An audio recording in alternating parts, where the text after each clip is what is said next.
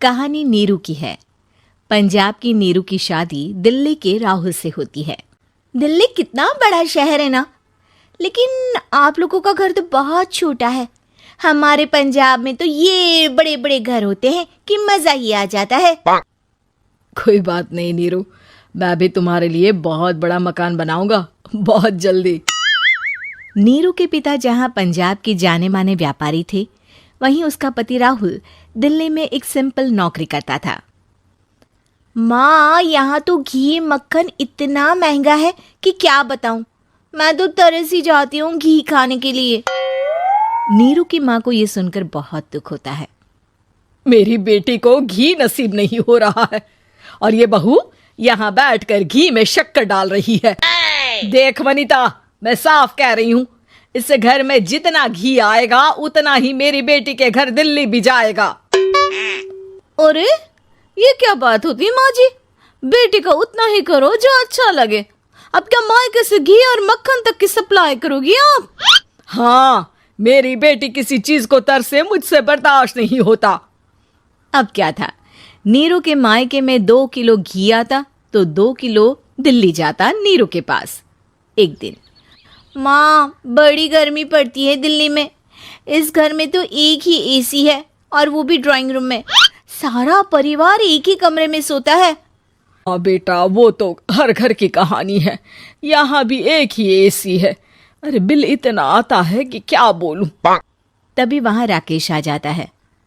माँ, थोड़ी देर में यहाँ कुछ प्लम्बर आएंगे मेरे कमरे में एसी लगाने। जरा ध्यान से लगवा देना ना माँ। ओए, ऐसे कैसे तेरे कमरे में एसी लगेगा? हाँ राकेश, एक बार बात तो कर लेता। अरे पापा, वो वनिता को गर्मी में नींद नहीं आती। ड्राइंग रूम में सबके साथ सोने में वो अनकंफर्टेबल है, इसलिए। अरे पूरे परिवार के साथ वहां तेरी बहन नीरू भी तो सोती है। वो नहीं हो रही क्या अनकंफर्टेबल? समझ रहा है ना? अगर एसी लगेगा तो एक दिल्ली में तेरी बहन के कमरे में भी लगेगा, तभी तू लगा सकेगा। राकेश वनिता को सारी बात बताता है। वनिता करती भी क्या, मन मार कर बैठ जाती है। माँ, ये लोग ठीक नहीं है, क्या करूं मैं? अरे बेटी, यहाँ आ जा, तू यहाँ आकर रह ले। अरे छोड़ दे ऐसे पति को। कैसे छोड़ दूं माँ? समाज क्या कहेगा, लोग क्या कहेंगे? वैसे भी मेरा एक बेटा है मयंक। अरे हटा बेटा, तेरी उम्र ही क्या है, इतनी परेशान रहेगी तो काम कैसे चलेगा। खैर, बात आई गई हो जाती है। माँ को लगता है कि नीरू ठीक है, तो वहीं नीरू के मन में एक ही लाइन चल रही होती है, यहाँ आ जा। माँ ने तो बोल ही दिया है कि यहाँ आ जा। बस मयंक थोड़ा सा बड़ा हो जाए, इन गरीबों को छोड़कर मैं वापस माँ के पास ही चली जाऊंगी। वो इसी सोच में बाजार में चल रही थी कि मैम, आपका दुपट्टा जमीन को छू रहा है। नीरू जैसे ही उस लड़की की तरफ देखती है, देखती ही रह जाती है। हाय रे, कितना सुंदर लड़का है ये। अब क्या हुआ? मैंने कहा आपका दुपट्टा। तो खुद ही उठाकर दे दो ना। लड़का समझ जाता है कि नीरू उस पर फिदा हो चुकी है। वो उससे उसका नंबर लेकर चला जाता है। अब क्या था, नीरू और रोहित में लगातार बातें होने लगती है। मैं हरियाणा का रहने वाला हूँ, यहाँ एक बड़ी कंपनी का मैनेजर हूँ। अच्छा, और कितने बच्चे हैं तुम्हारे? बच्चे? अरे मेरी तो शादी भी नहीं हुई है। तुम बताओ, शादी करोगी? नीरू शर्मा जाती है। अब लेकिन मैं तो पहले से ही शादीशुदा हूँ। मुझे फर्क नहीं पड़ता, बस तुम शादी कर लो, भाग चलते हैं। बहुत पैसे वाला हूँ मैं, हमेशा खुश रखूंगा तुम्हें।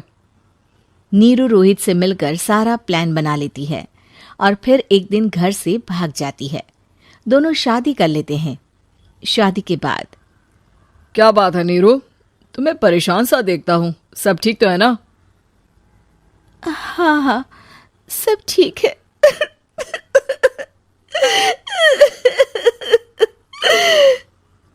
ये कहते कहते ही वो रोने लगती है।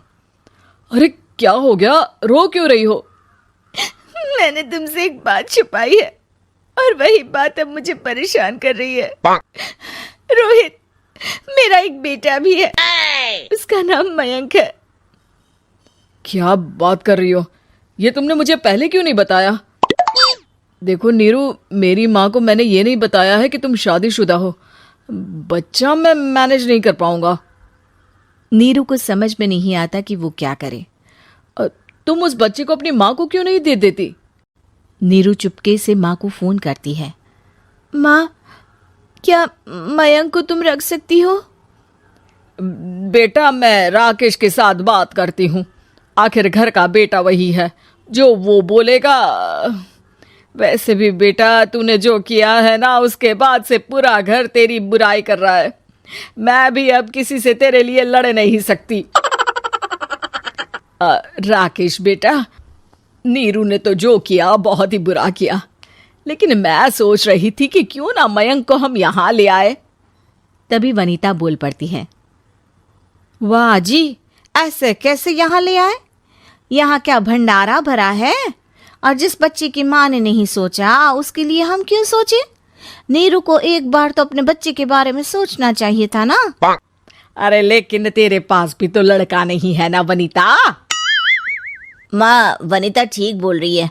कल को वो बड़ा होकर इसी घर का हिस्सा मांगेगा तो हम क्या करेंगे? माँ कहती भी तो क्या, वो चुप रह जाती है। वहीं नीरू का पहला पति कहता है। माँ, अगर आज भी वो वापस आ जाए तो मैं उसे माफ कर दूंगा।